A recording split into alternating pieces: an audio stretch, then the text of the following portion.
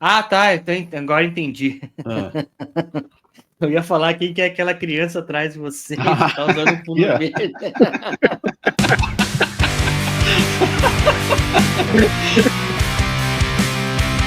Você está ouvindo Redação Desconecta.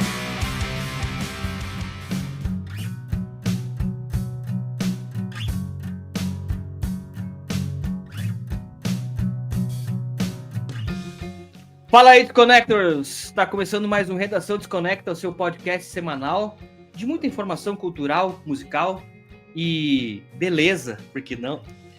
Aqui é o Marcelo Scherer na área. Não é o Marcelo Scherer, hoje ele não tá. Ele não pode estar, ele tá com um problema. O médico dele proibiu ele de vir aí hoje, né, Júlio? Tá com pressão alta, tá exagerou no sal. Exatamente, pressão muito Hoje com a presença ilustre aí do Júlio Mauro, nosso eterno ponta direita, o terceiro membro fixo do programa, e agora o quarto aí, que tá mais aqui do que não está, o Vitor Pérsico. Mas antes do pessoal dar boa noite aí, cara, eu quero falar do nosso patrocínio, né? Que a gente sempre fala no começo do programa, que é a Vlut, o seu clube de assinaturas feito, cara, é feito sob encomenda para você, assim. Você vai lá, faz seu perfil, escolhe, você pode se cadastrar através da sua conta do Spotify, né? Ou você pode criar o seu perfil aí com os seus gostos musicais e cada mês é feita uma curadoria especial para você, para mandar aí um disco feito sob medida para ti, cara. Eu tenho certeza que se você não assinou, faça esse serviço, esse bem a você, que é muito legal. O Júlio já foi inscrito da Vlut, mas ele acho que ele brigou com o Felipe. Não, eu sei, eu tô brincando. O Felipe ouve isso e fica bravo com a gente. Beijo, Felipe, abraço pra você. E hoje, cara, a gente vai falar sobre um disco que tá completando 45 anos, vocês já viram na thumb aí, e é um disco de talvez transgressão da banda, assim.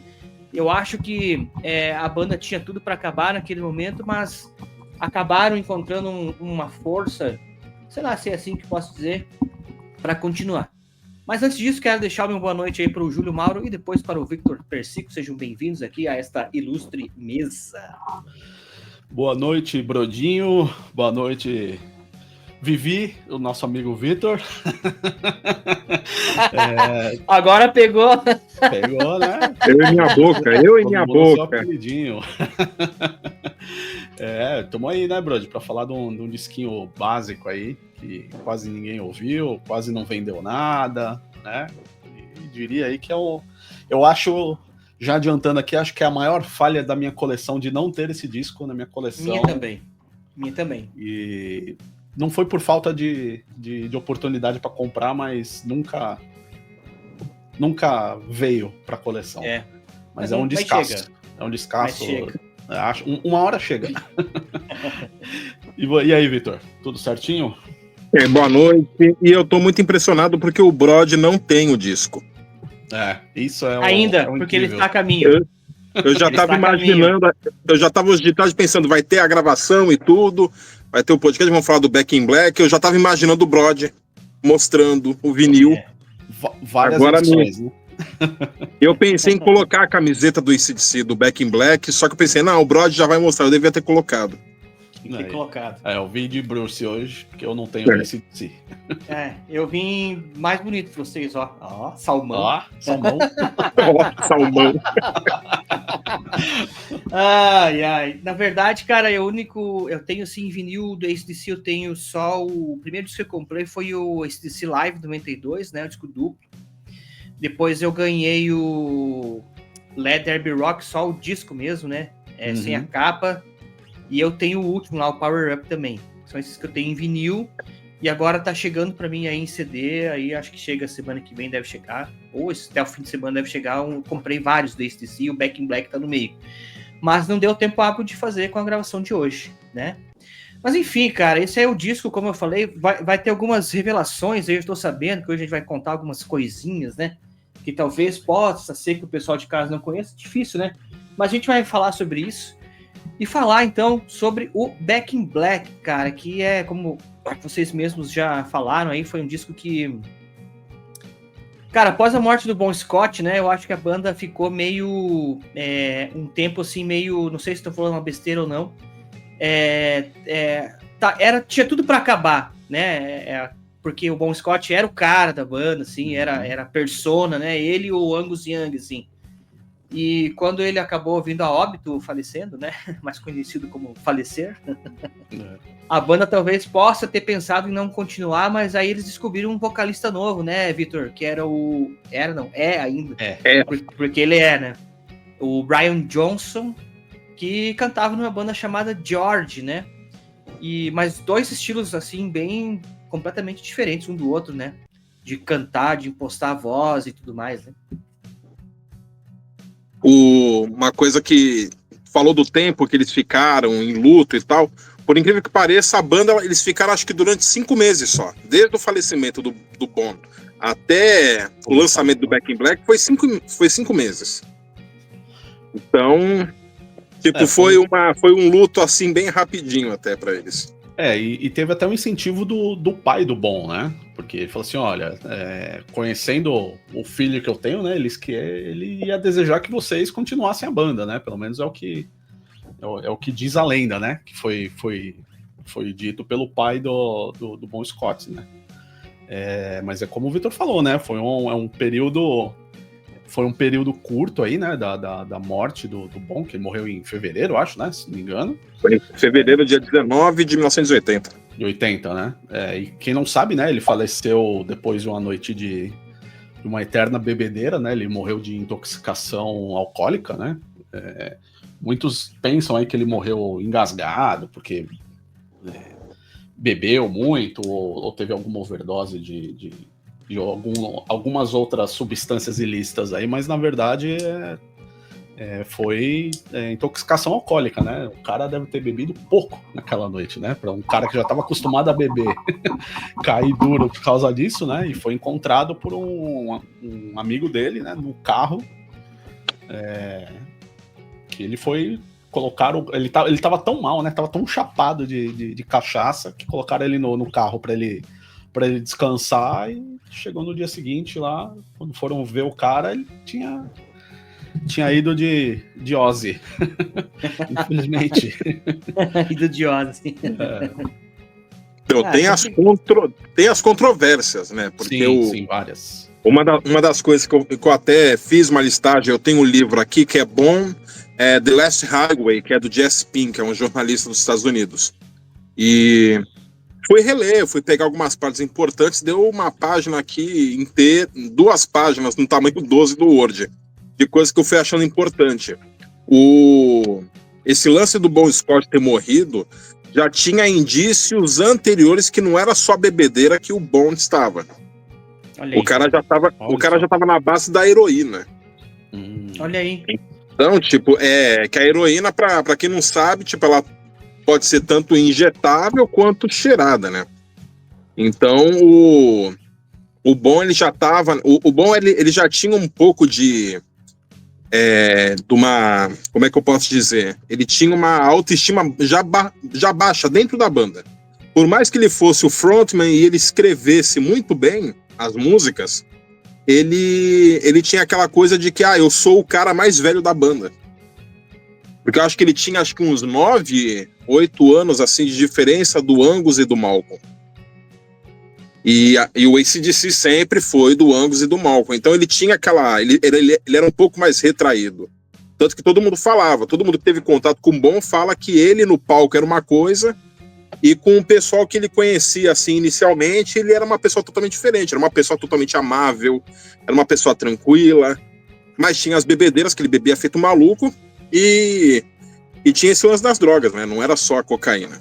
E ele acabou sendo encontrado dentro do carro, foi um Renault 5 na casa do cara. Foi pra uma bebedeira, e uma das coisas que dizem, a pessoa que estava inclusa nessa história aí, que diz que não ofereceu para ele a droga, era o guitarrista do... Eu vou pesquisar aqui, eu vou lembrar, mas era um guitarrista de uma banda, já conhecidinha ali no meio. Entendi.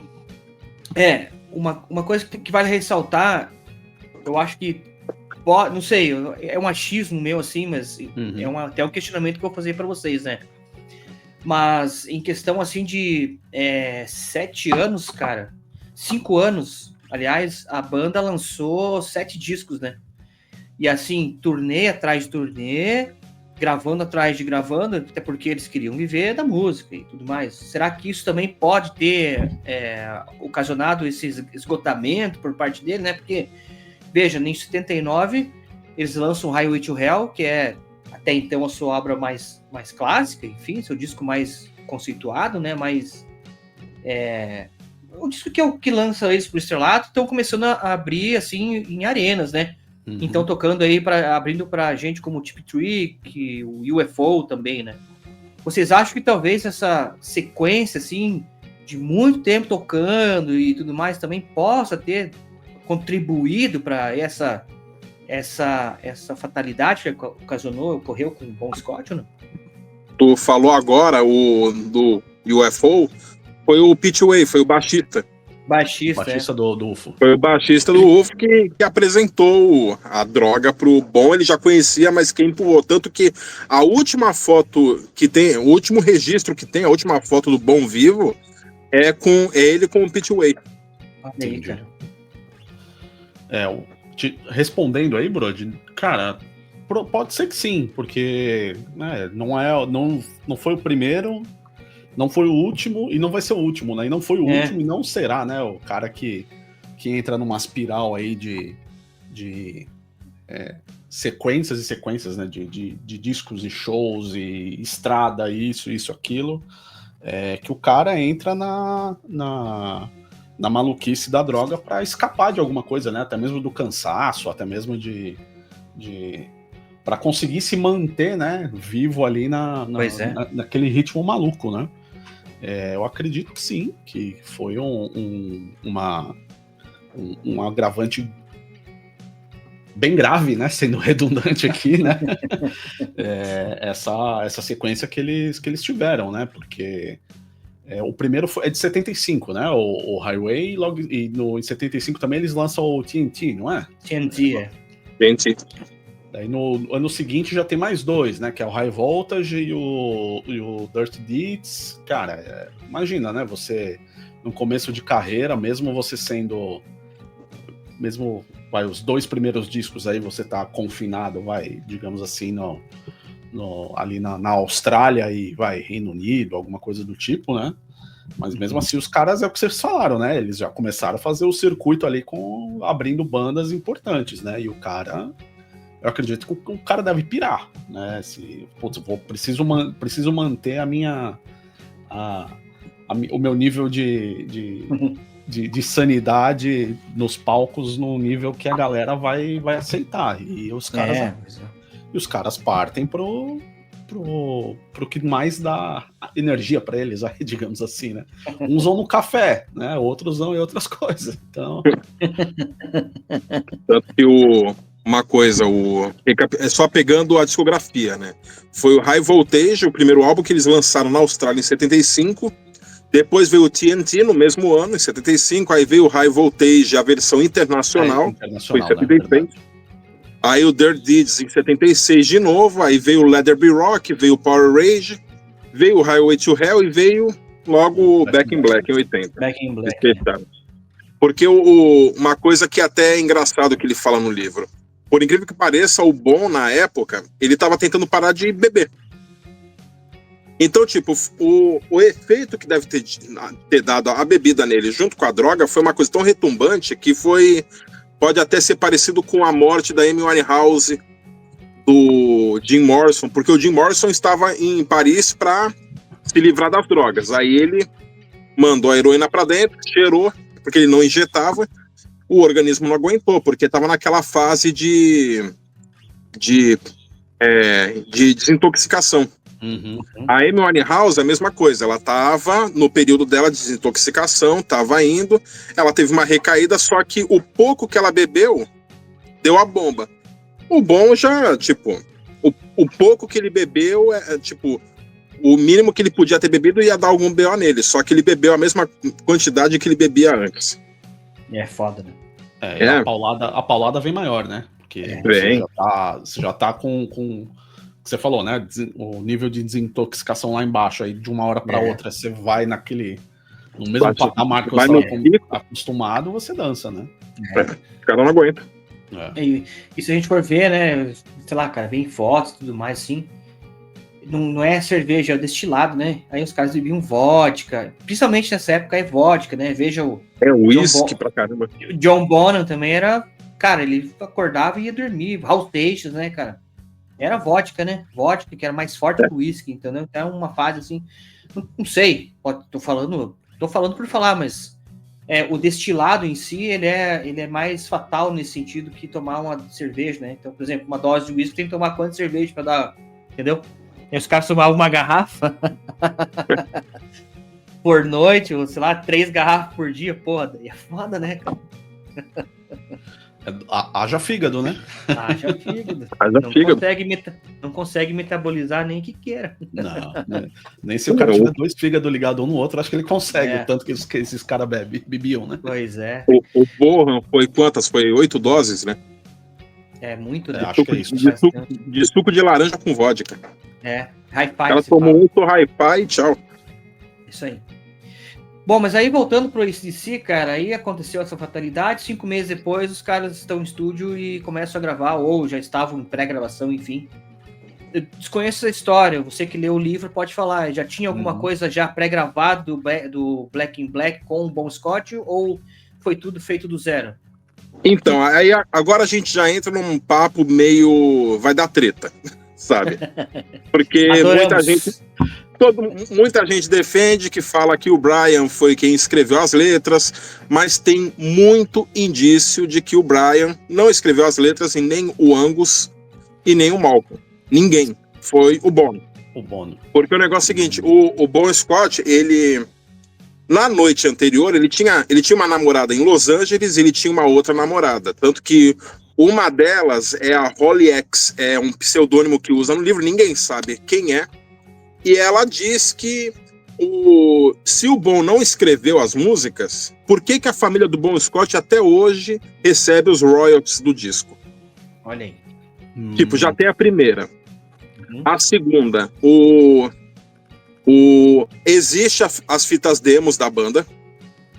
E entra muita contradição do que o Angus Young fala, porque o Bon Scott ele tocou bateria em 2 faixas, que foi Let Me Put My Love Into You e Have a Drink On Me. Porque ele já tocou bateria? Tocou bateria, porque ele já fazia parte de uma outra banda antes do AC/DC, ele tocava bateria. Aí, tempos depois, assim, o Angus deu uma entrevista onde ele afirmou que o Bon tocava bateria na demo de Hell's Bells. Olha aí. Tipo, por que o cara ia participar da demo, tal, não sei do que, porque o lance do AC/DC é que o Bon, ele, enquanto a banda tava, tipo, na cozinha, ele se enfiava dentro do quarto e ele só saía depois que ele terminava as letras. Pra banda começar a fazer e tal, chegava, olha, eu tenho um refrão, eu tenho isso, eu não sei do que. E o que aconteceu? Na noite anterior da morte do Bon, ele ligou para uma namorada dele na época, que era Margaret Silver Smith, uma das namoradas dele, ele ligou para ela, convidando ela para ir pro bar, porque ele estava trancafiado em casa, tocando, escrevendo as letras, porque ele andava com um caderninho para cima e para baixo. Ele ficava escrevendo, ele colocava tipo, uma frasezinha ali, ele falou, vai que eu consigo colar. Ele pegava uma cacetada de folhas e ele ia juntando e formava as músicas. E ela afirma que ele ligou nesse dia, uma noite antes da morte dele, convidando ela para ir para o bar porque ele estava trancafiado em casa e de que ele queria comemorar porque ele já tinha terminado todas as letras do novo álbum. E entra uma parte mais pesada, assim, que essa Holly X, que ninguém sabe quem é, ela afirma que o Bon Scott escreveu You Shook Me All Night Long. Olha aí, cara. Olha só. Porque o negócio é o seguinte, teve frases que foram mudadas na música. Quando ela fala, quando ele fala American Tights, que significa coxas americanas, Era uma referência de que o AC/DC, por incrível que pareça, na época não tinha atingido o mercado americano. Então ele já meteu coxas americanas pro pessoal já para tentar atingir o mercado americano. Foi a primeira referência. E no livro, ela fala que no início da música ele fala sightless eyes, que significa olhos cegos. Só que o Bon falava com ela e falava chartreuse eyes, que significa olhos verdes e limão. Olhos verdes. E é o que ela tinha. E Double Time, que fala na música, é uma referência ao cavalo que ela tinha. Olha aí. Ela falou, então, ele escreveu o Shook Me All Along em minha homenagem. E tinha essa letra nesse caderninho. Muito bom. Que ninguém sabe onde tá. Só isso ninguém sabe onde... Então, quando o Bon faleceu, no dia seguinte, ele morava num apartamento, o apartamento dele tinha roupa pra cacete, tinha instrumento, tinha caixa de som, tinha disco, tinha uma caceta, era uma bagunça total. Só que alguém foi no apartamento, porque a mulher que morava no apartamento ao lado ouviu alguém entrando no apartamento. Só que a única coisa que sumiu e até hoje ninguém encontrou foi o caderno do Bon Scott. O tal do caderno. Olha só. Olha o aí, tal do caderninho. Ele simplesmente sumiu. É isso que eu ia comentar, né? Eu não lembro onde foi que eu li. Fugiu aqui, falando que realmente, né, algumas partes do Back in Black foram inspiradas em coisas que o Bon escreveu, né? Mas eu não tinha essa informação aí, que era num caderninho que inclusive sumiu, né? Isso aí é bom, é sempre bom ter um cara que lê o livro, né? Que conta a história do negócio. É o cara que vai atrás, né? Também dos bagulhos pra passar informação.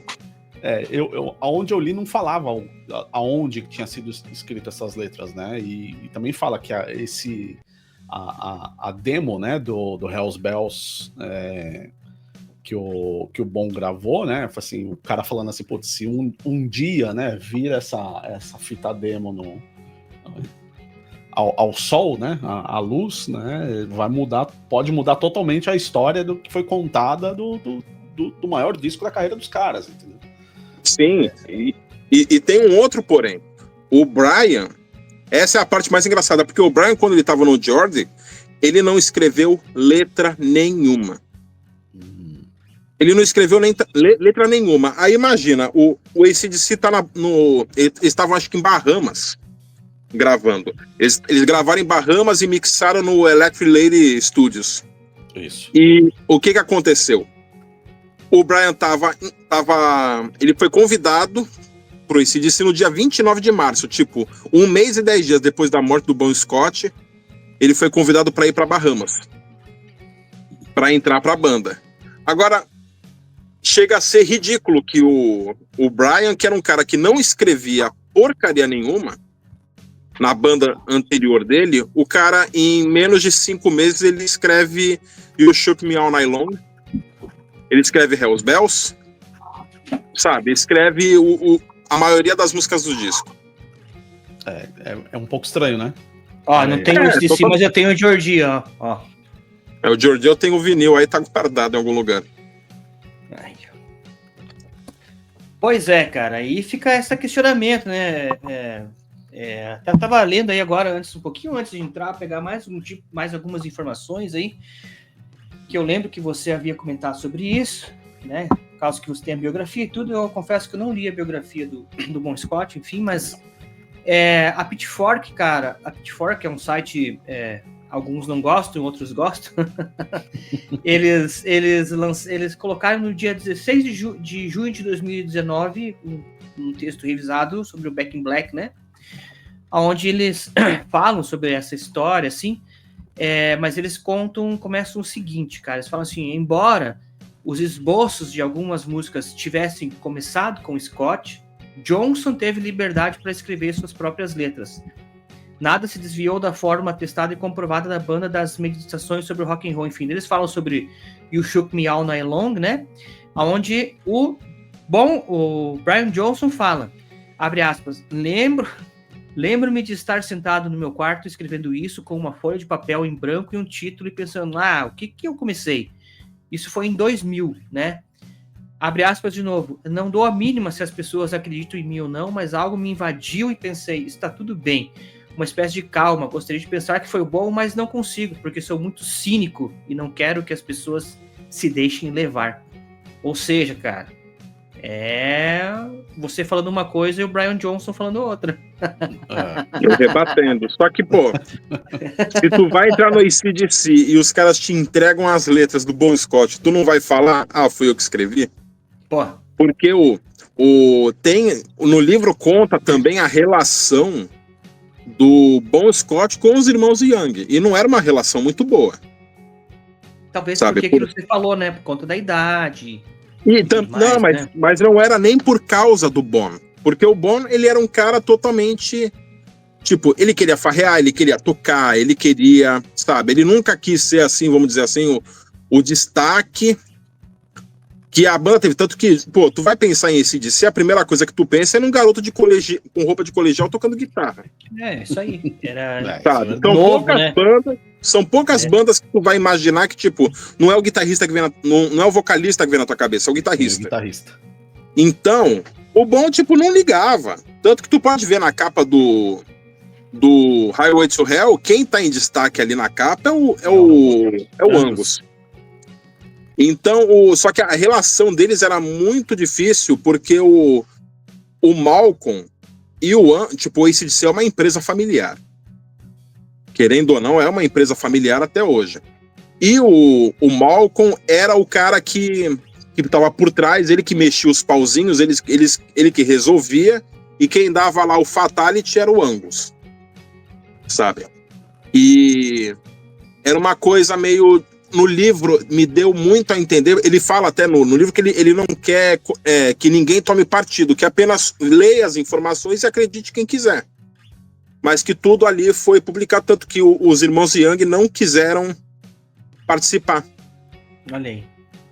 Sabe? Entendi. Não quiseram, ficaram para trás. E a relação era tão estranha assim que eu consegui mandar mensagem pro Jess Fink, que é o cara que escreveu. Eu perguntei para ele, eu falei, após ler o livro, eu tive uma impressão ruim deixada pelos irmãos Young. E também sobre o fato de ele ser uma empresa familiar. Na relação com o Bon, tu acha que o Bon era descartável para eles? Tipo, foi essa impressão que tive. Aí, tipo, deu 15 minutos, ele me respondeu. Ele colocou, oi, Vitor, tudo bom? Ele, olha, eu acredito que sim. Se eles descartaram o Brian Johnson para colocar o Axl Rose no lugar, por que ia ser diferente com o Bon Scott? Pois eu fiquei, porra, é verdade. Tanto que tem um grupo no Facebook que ele criou, tem uma cacetada de gente, e o pessoal acredita piamente de que o Bon Scott escreveu o Back in Black. E todo mundo fala, tanto que quando eles fizeram o primeiro show da turnê do Back in Black, tava essa Holy X lá, convidada, porque todo mundo já conhecia ela, tanto que ela foi ex-namorada, ela não tem muita informação sobre ela, só fala que ela foi uma ex-namorada de um fotógrafo famoso.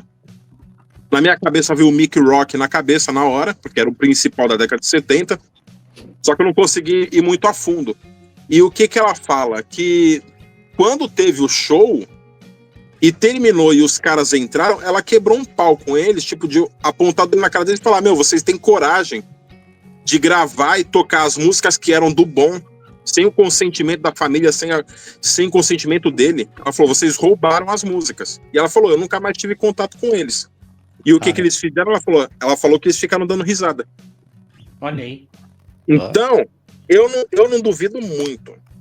Nesse ambiente principalmente no final da década de 70 e 80, que o pessoal cheirava pra caramba, tava pouco se ferrando pra todo mundo, eu acredito muito que tenha ocorrido isso. Não tinha o cara pra declarar que as músicas eram dele, então dane-se. Alguém pegou o caderninho, com certeza esse caderninho tá em posse dos Young, e é isso. Guardado no cofre, 7 chaves. E é uma outra coisa. Se tu for ver as letras que o Bon Scott escreveu desde 1975 até o Back in Black, tu vai ver que a temática é a mesma. Porque era o cara que escrevia. Não era o Malcolm, não era o Angus. Tipo, eles eram creditados por quê? Porque a banda era dele e porque eles faziam a melodia. A melodia é nossa, a letra é do Bono.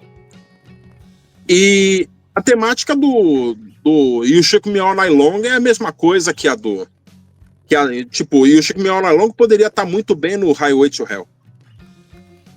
Sabe, tem muita música, até depois do Back in Black, que tu ouve e tu fica, meu, liricamente, poeticamente, esta letra é a cara do Bon Scott. Que loucura, né? Olha só, então, como diria um amigo nosso, hashtag Abemos Treta, né? Abemos Treta. Então, caramba, essa... eu confesso é uma história que cabeluda, né? Cabeluda, não conhecia direito ela, assim. Mas legal a gente trazer isso, né? Até porque pode ser que alguém em casa tenha alguma informação a mais, ou possa discordar, enfim, e vai comentar aí, a gente vai bater o papo por lá. Mas tem um detalhe também, né, cara, que esse disco aqui, se a gente for pegar algumas letras, assim, não sei se vocês têm essa impressão, sabe? Mas me parece, assim, cara, como você falou dessa questão do Bon Scott, sempre tá cantando esse tipo de coisa, enfim, mas vocês não acham, assim, que tem muita essa questão, como é que eu posso falar sem ser muito grosseiro, cara? Putaria. Não, cara, tipo assim, essa relação, como é que se diz, ao consentimento sexual, sabe? Ah, sim. E também essa parte mais hedonista que eles tinham, assim, né? Que era, quer queira ou quer não, era uma banda, cara, que se você escutar algumas letras, tinha essa questão, assim, mais do celebração grosseira e tudo mais, né? E depois eu acho, assim, que o Bon Scott sai aí que muda um pouco a temática, enfim, do AC/DC. Posso estar enganado, mas tem isso, né? Desde o começo tem essa questão, assim, essa questão do consentimento sexual. Talvez agora aqui mais explícito, talvez por querendo alcançar, então, esse mercado americano, Vitor e Júlio. Esse disco é claro, né? Não sei, eu tava ouvindo esses dias aí de novo, né? Aí é o que a gente sempre fala, né? Quando a gente vai se preparar para fazer aqui o nosso encontrão, aqui o nosso podcast, né? Você acaba pegando as letras, você começa a ler mais... você fundo, pega para ler a letra, né? Realmente para você, porque a maioria das vezes, né? Você tá ouvindo, você tá cantando ou você tá ouvindo sem prestar atenção no que tá falando, né? Aí se você eu peguei esse disco para ouvir, sei lá, cara, acho que eu ouvi umas 5, 6 vezes na última semana aí, cara, meu, e esse disco me surgiu a dúvida, assim, será que hoje em dia esse disco seria bem aceito pela sociedade em geral, né, pela temática, né, que tem, né, como o Vitor falou, né, como que eu posso resumir isso, vai? Esse disco, né, ele tem um mote ali, né, cara, que é sexo, é bebida, é prazer, é sexualizando o corpo da mulher, né? É falando, né, do pênis do homem, né? E, cara, é uma mistura de assuntos que talvez hoje em dia seria tratado, não diria cancelado, mas assim, a galera não ia curtir muito que um disco tivesse essa temática quase que praticamente em todas as letras, né, falando sobre isso, né.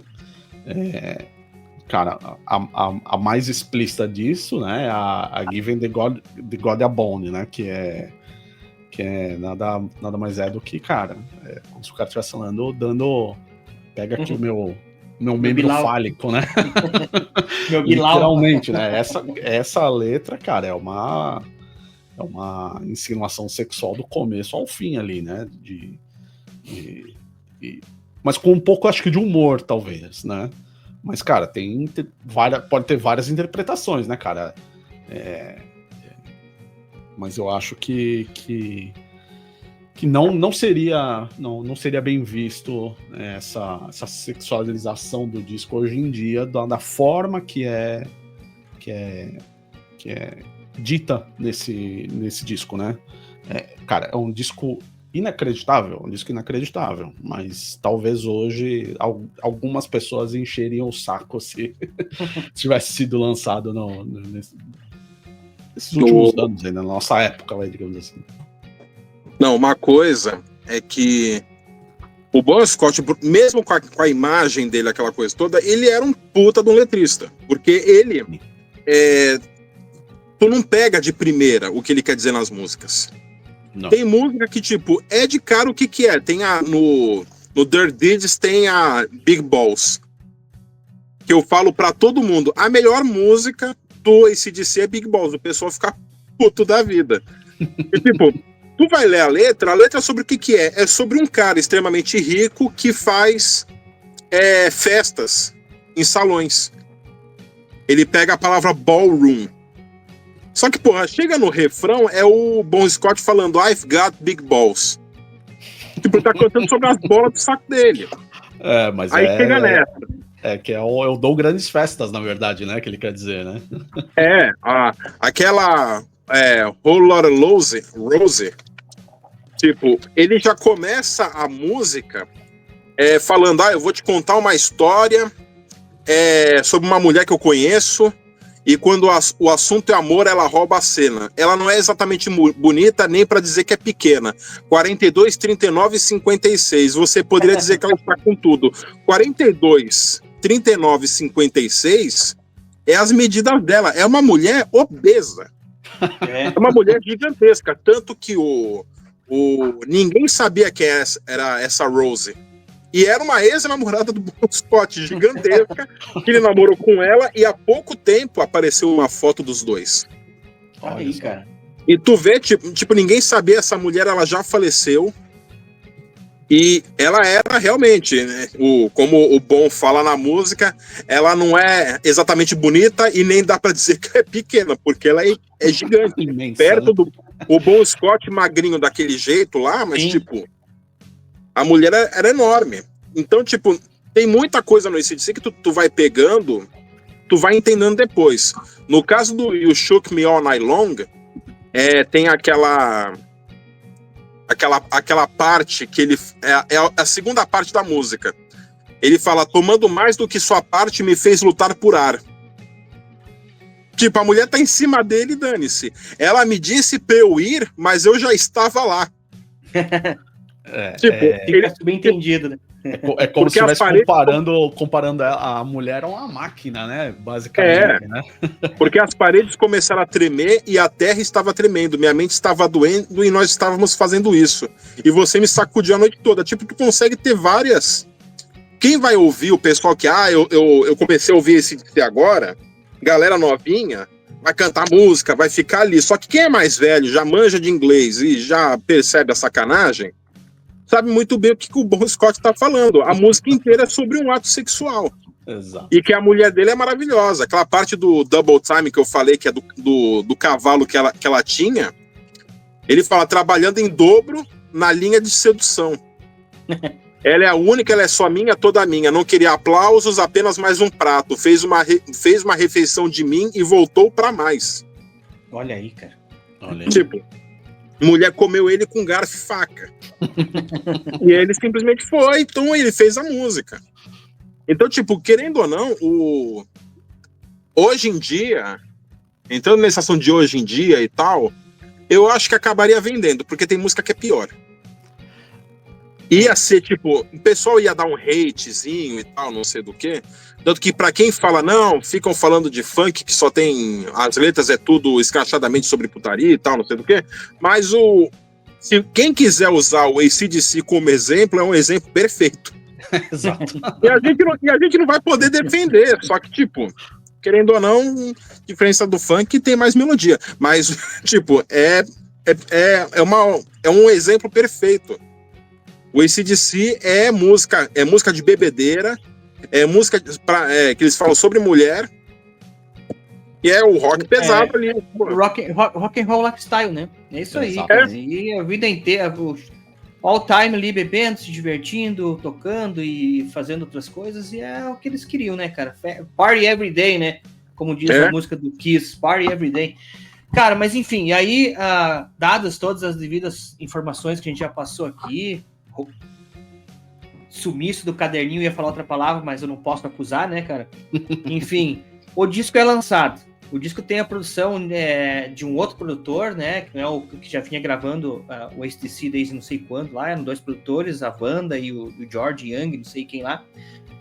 Teve a produção do Robert Mutt Lange, né, cara? Isso. Que esse cara, tudo que ele pôs à mão foi sucesso, né? Então, Def Leppard, AC/DC, Shania Twain, todos esses caras aí que ele produziu são discos assim de ganhar Grammy, de ser muito bem vendido. E o disco vendeu 50 milhões de cópias, né? Só fica atrás do Thriller, né?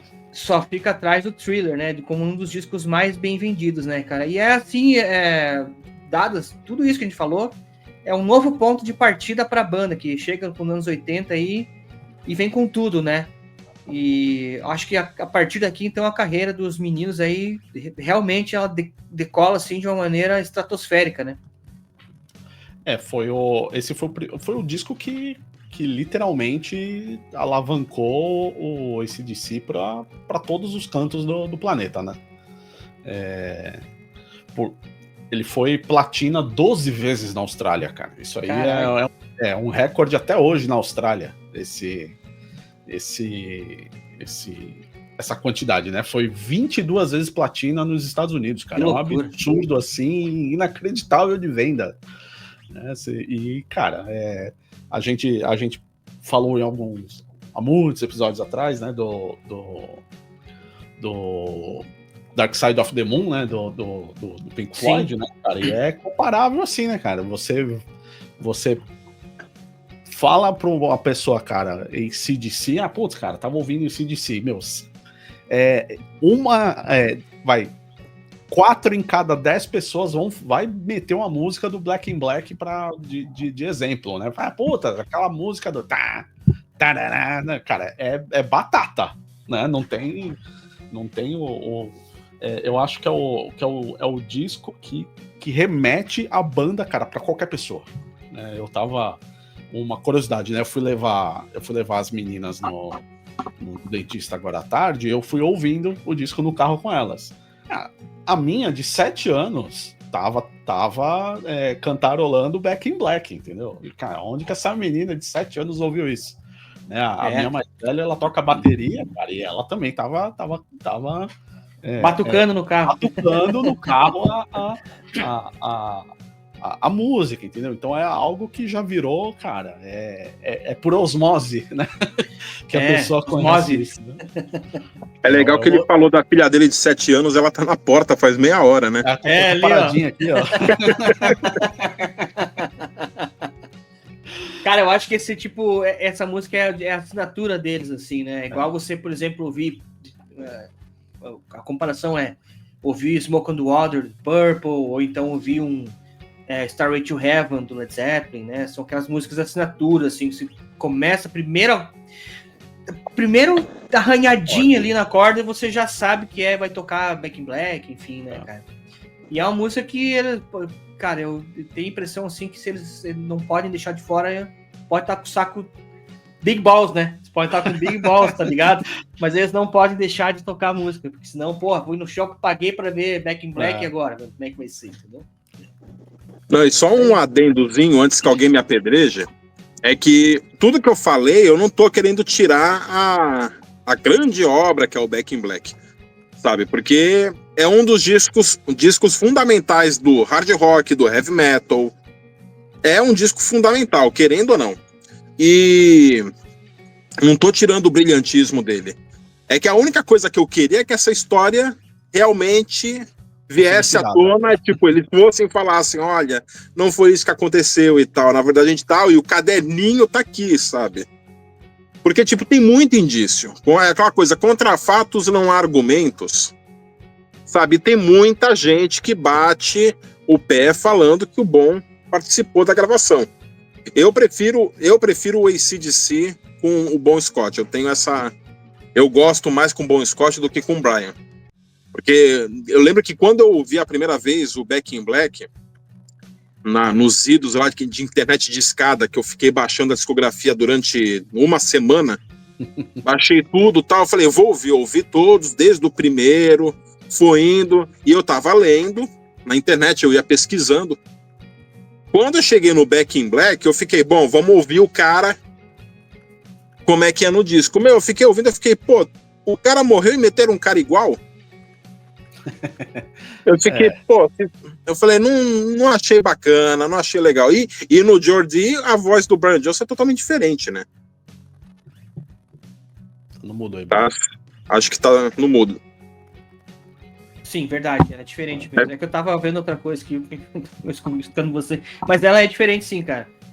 E assim, ó, eu tenho fases. Tem fases que eu gosto mais da crueza do AC/DC com o Bon Scott.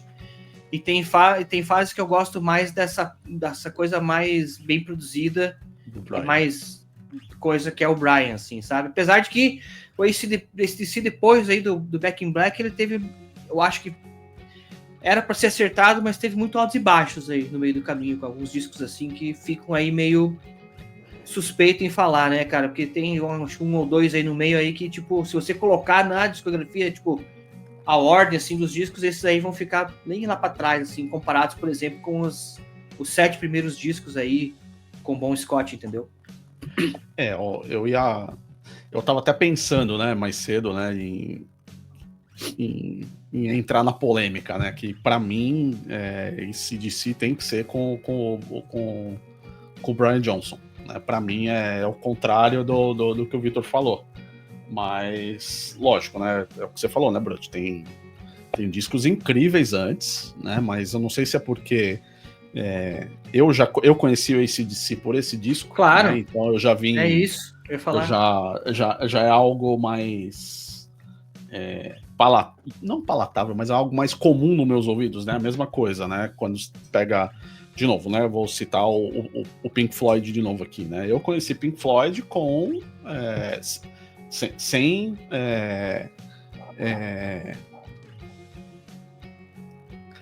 conhecer o primeiro disco, né? Digamos assim. Então, pra mim, cara, aquele disco, o primeiro disco pra mim do Pink Floyd era algo, beleza, né? Qualquer coisa.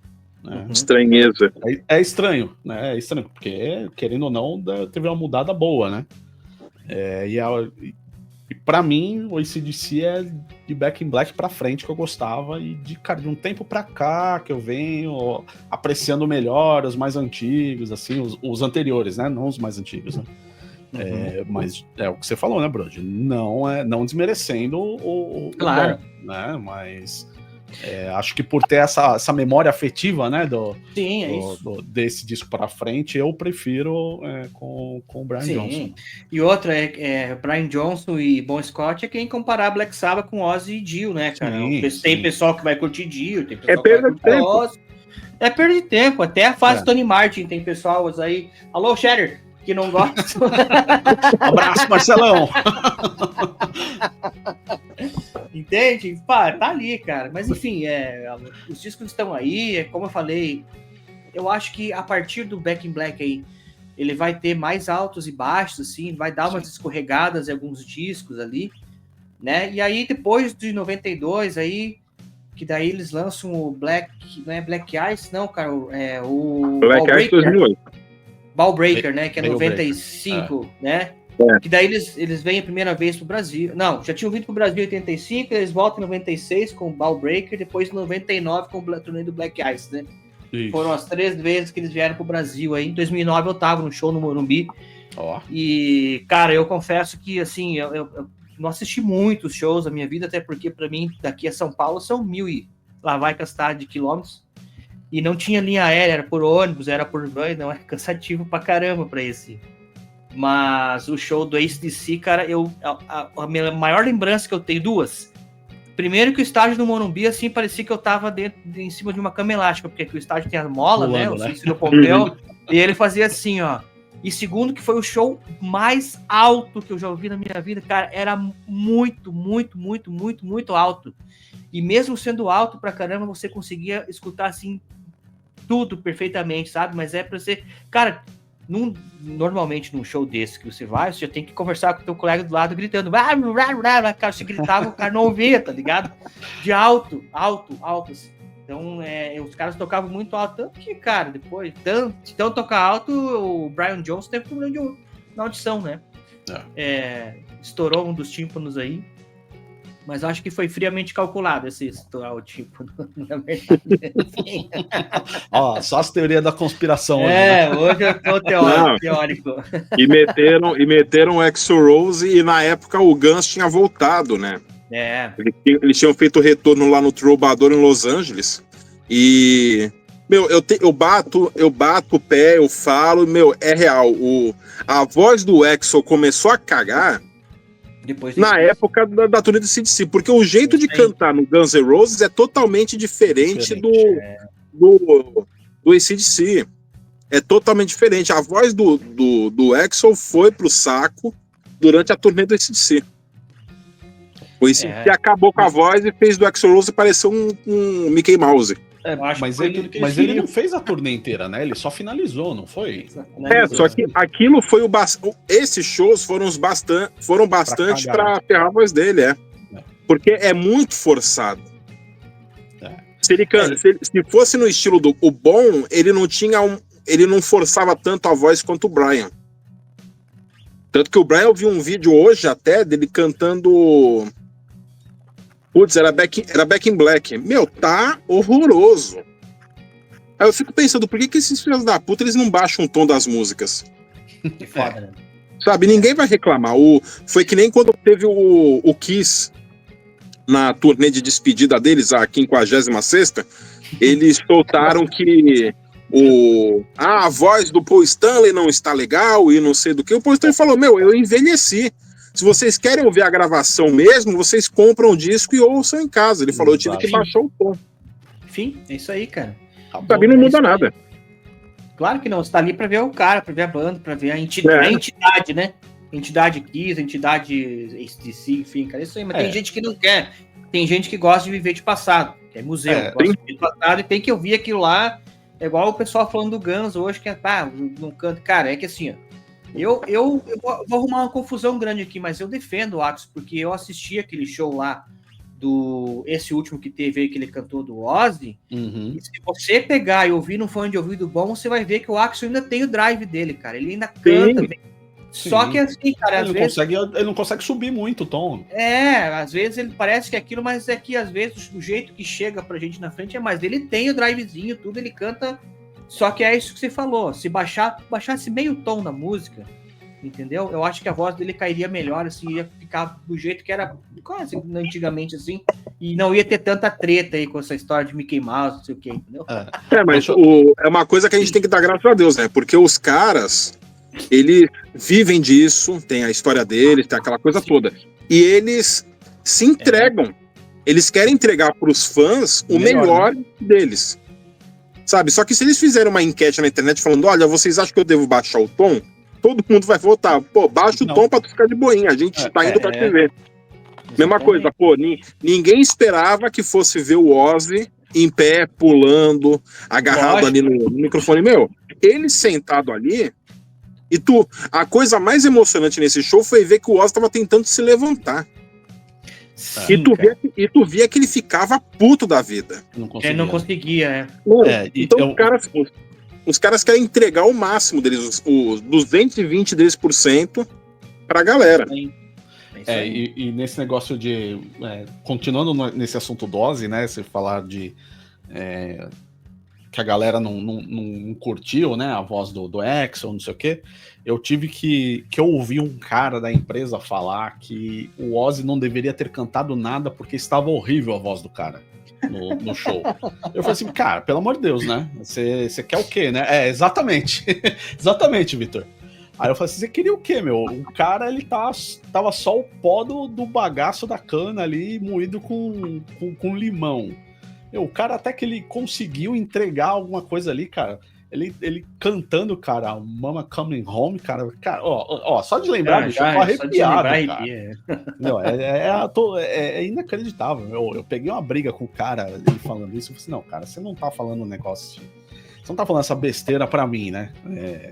E é o que vocês falaram, né, cara? O cara quer entregar o máximo que ele quer entregar pros fãs. Ainda mais sendo o Ozzy, né? Exatamente. Não, e desde a morte do Ozzy, eu tinha um HD externo com uma cacetada de bootlegs dele e, tipo, o Ozzy morreu, eu fiquei, agora a galera vai começar a jogar na internet. Eu tinha acho que uns 10, eu já tô com... Eu tinha 10 no HD externo antigo. Eu já tô com uns 38. Tanto que eu tenho 2 shows ali que eu adorei, que um é o primeiro show da turnê do Blizzard e o segundo é o primeiro show com o Jake Lee. E tem alguma... Bark at the Moon, né?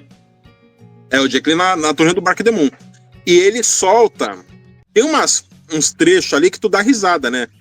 Que ele falando ali, tipo, tu não entende o que o Ozzy tá falando, mas ele começa a cantar, tipo, tá ok. Tanto que até eu dei risada no Back to the Beginning, que ele falando com a plateia, tipo, ele falando daquele jeito dele, tu não entende cacetada nenhuma. Mas quando, tipo, ele com a voz miudinha. Quando entra a música, ele ele dá um berro. Eu fiquei, porra, eu falei, velho, o cara soltou a voz. Ele prefere mais usar a voz dele pra ficar cantando do que conversar com a galera. Pô, cara, se você agora entrando nessa celeuma aí, você viu aquela banda Hailstorm da Lizzie Hale, cara, ela sofreu pra cantar as 2 músicas que ela canta do Ozzy, principalmente Perry Mason. Ela sofreu pra cantar, e olha que ela cantou no Skid Row, cara. Você tá ligado que era Skid Row, tá ligado? Tipo assim. Uhum. Então o que acontece, cara? O Ozzy, por mais... Tá, agora a gente já mudou de assunto aqui, mas enfim, só pra gente comentar, que o Ozzy, que a gente falou, ele podia ter todos os efeitos, mas quando ele abria o vozeirão pra cantar, cara, e ele era um cara que tinha uma voz muito acima, é difícil você alcançar, assim, o que ele fez, né? Com a carreira dele, assim, porque é muito alto, cara, Bom... Quem não assistiu, assista, cara. Veja lá a Lizzie Hale, lá do Hailstorm, cantando Perry Mason, ela sofre. E em nossa defesa, o Back in Black é um disco de luto e a gente ainda tá de luto pelo Ozzy. Então a gente só entrou nesse assunto do luto. É isso aí. Isso aí. Então, um assunto puxa o outro. É isso aí. Mas a questão do Back in Black é essa. Da minha parte, de ter entrado o Brian Johnson, beleza. Mas é o lance da voz dele que eu fiquei meio... Não tiro o valor dele até... Depois do Back in Black foram o quê? 6, 9, 12, teve 13 álbuns. E mais os ao vivo. E o cara, tipo, até 2020 ali no Power Up, pô, bacana. Agora é que tá meio enrolado ali. Aí tu vê também o Angus Young ali já com cabelinho branco. Branco, né? Ali.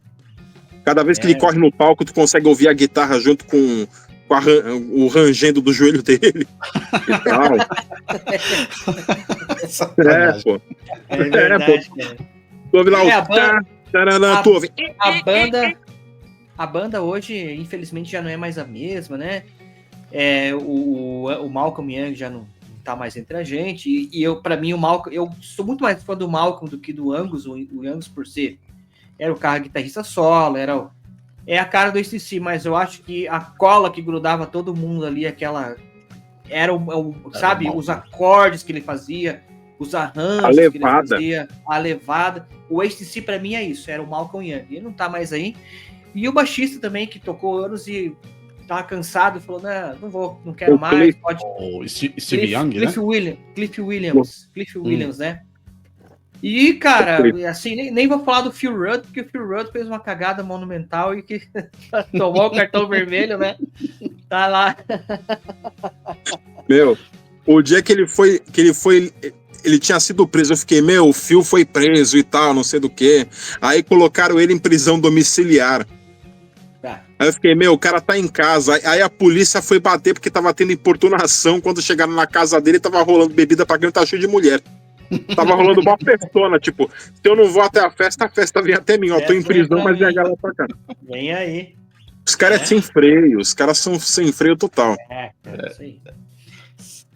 Falando sobre pra finalizar o assunto aí, alguma música, porque, cara, eu acho assim, Back in Black é um disco que você coloca no vinil, vira, e é difícil ter uma música que você não gosta, assim, é daqueles discos que é o álbum, assim, perfeito, né? Mas, assim, pensando por vocês dois aí, alguma música que vocês pudessem ter deixado de fora, ou que vocês não gostam desse disco? E mais, qual é a música preferida também no disco? Eu já vou falar a minha preferida. Eu gosto de Rock and Roll and Noise Pollution. Essa, pra mim, cara, eu acho muito massa. Cara, antes de eu falar qual que é a minha preferida, cara, o disco que você comprou, Brody, é a versão internacional ou a versão brasileira? Do AC/DC? Comprei em CD, cara. Ah, em CD? Tá. Porque vocês sabiam. Não, mas não dá mais pra comprar disco, cara. Agora tem que comprar difícil. CD. Tá difícil? Uma curiosidade para quem não sabe, né? A edição brasileira é a única edição mundial que o lado A começa com Back in Black. Porque na edição brasileira eles inverteram os lados. Vocês sabiam disso? Esse não sabia. Essa eu não sabia. Eu não sabia também. Eu pesquisando, eu dei uma olhada. Eu até no vídeo do... caramba, do Som de Peso lá, do... Sim, do meu amigo Bruno Ascari. Isso, do Bruno Ascari, ele conta essa história também. Eu não conhecia, aí eu li primeiro e eu fui atrás do vídeo dele, ele falando isso, que a primeira edição brasileira é a única que... A edição brasileira é a única que foi invertida, né? Que os brasileiros começaram a ouvir o Back in Black pela Back in Black, né? O que pelo lado B. Pelo lado B, né? Foi um erro de impressão, sei lá o que raio que era. Mas pra mim, cara, a minha música preferida é a Shot to Thrill, cara, porque eu ouço essa música, cara, me vem na hora, assim, na mente, cara, o Angus, cara, tocando naquela levadinha dele de balançar a cabeça, né, e ficar pulando no pezinho, cara, não... É a minha preferida do disco, essa, e aí, lógico, vem Back in Black... E o Shock Me All Night Long, cara. Eu acho que é o trio que acho que todo mundo deve gostar desse disco. E, cara, eu não tiraria nenhuma música desse álbum, cara.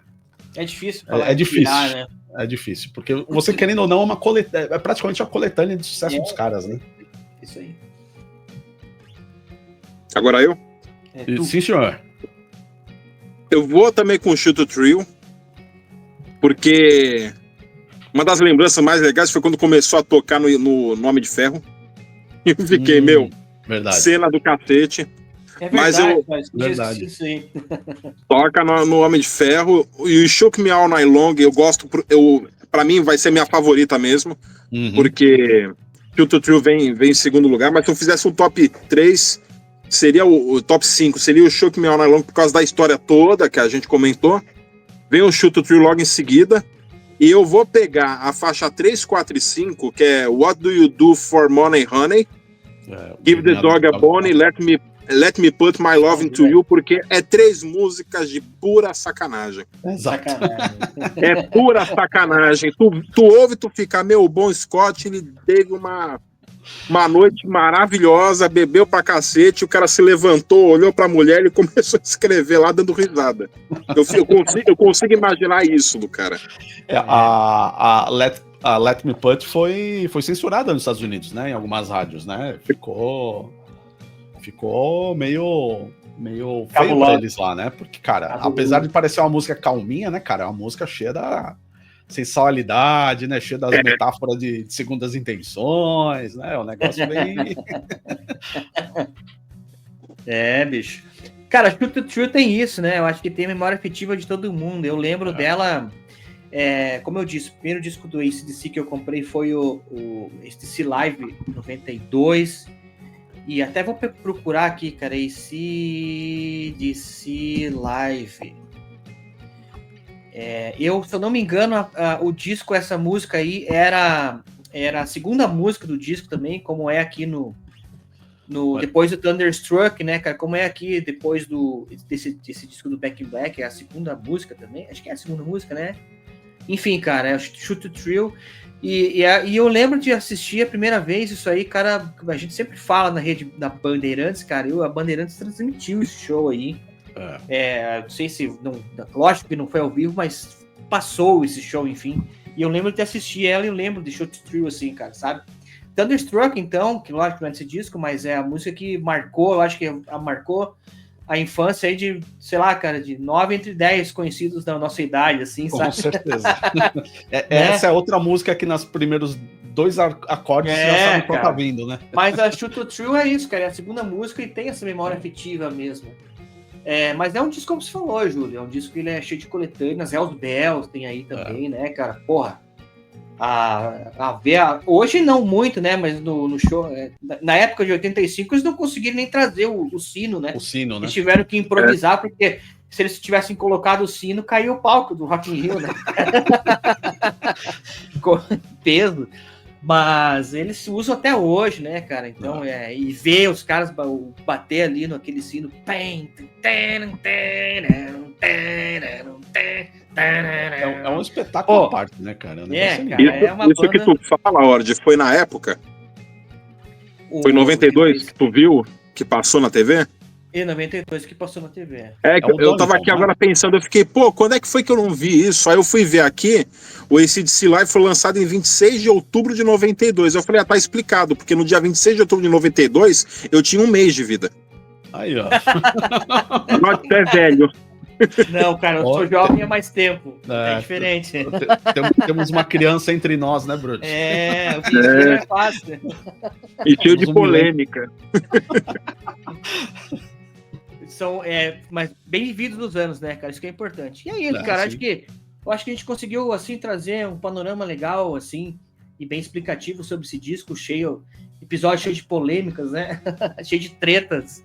Mas para falar um pouco sobre esse disco aí, que tá completando 45 anos, né? Inclusive tem uma resenha já lá no site da Desconecta, que foi brilhantemente escrita aí pelo Júlio Mauro. E para quem quiser acompanhar, tá lá.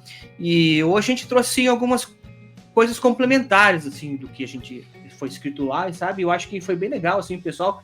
A nossa intenção não é, assim, esmiuçar o disco, igual outras pessoas fazem, ou, sabe, a gente quer trazer, claro, alguns fatos históricos, como a gente sempre faz, né? E curiosidades, e principalmente nossas impressões sobre o disco, né?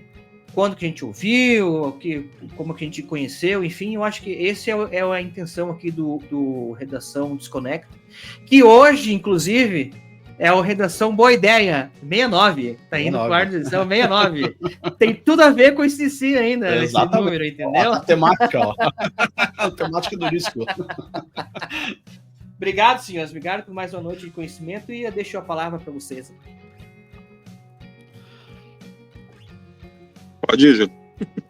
Bom, de novo agradecer a essa confraria aqui de velhos sábios, uns caras não tão velhos assim, né, que a gente tem trazido para cá, né, mas, cara, de novo, né, duvido muito, né, quem não conhece, quem não tem ouvido esse disco, mas peguem para ouvir, cara, e para ouvir mais de uma vez, e cada vez que você ouvir mais alto, que você vai gostar mais ainda desse disco.